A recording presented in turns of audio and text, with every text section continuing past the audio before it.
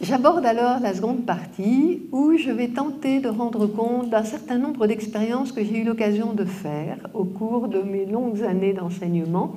Je m'étais fixé un objectif. Je m'étais dit tous les 10 ans, je ferai une formation complémentaire pour redynamiser mon goût de l'école.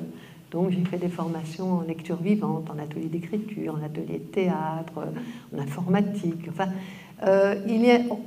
pour garder le goût de ce qu'on fait, on a besoin de se mettre tout le temps à niveau. C'est fou comme ça change, tout évolue sans cesse. Il y a un proverbe chinois qui dit le plus grand tort que l'on puisse faire à quelqu'un, c'est de l'empêcher d'apprendre par lui-même. Et donc ça, c'est une idée qui m'a vraiment obsédée. Et je me suis dit, tiens, qu'est-ce qu'il y a comme méthodes qui vont me permettre d'apprendre moi-même et d'apprendre en collaborant avec mes élèves.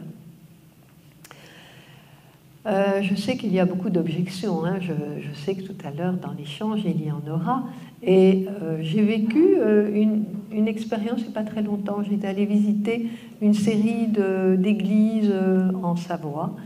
Et dans une église, mon mari et moi, nous entrons et il y avait toute une classe, un collège, enfin une classe de collège, des garçons et des filles, je dirais, de 13-14 ans. Et chaque élève était chargé de présenter un détail de cette église baroque. Et bon, dans un premier temps, j'étais enthousiaste, mais ensuite, le contenu était tellement maigre.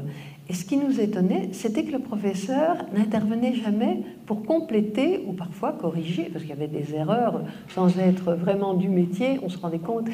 Et je me disais, mais c'est de les tirer vers le bas, quoi. C'est important de les mettre au travail, mais aussi de contrôler, de compléter. Alors après, chacun a pris sa flûte et ils se sont mis à jouer. Et alors là, vraiment, j'ai donné l'absolution générale parce que c'était tellement beau de les voir jouer ensemble dans cette chapelle, de l'animer. Mais donc, je sais que dans toutes les expériences pédagogiques, il y a une marge d'erreur, et dans notre façon de procéder, et dans la façon dont c'est reçu. Je ne suis quand même pas naïve, même si je suis enthousiaste par nature.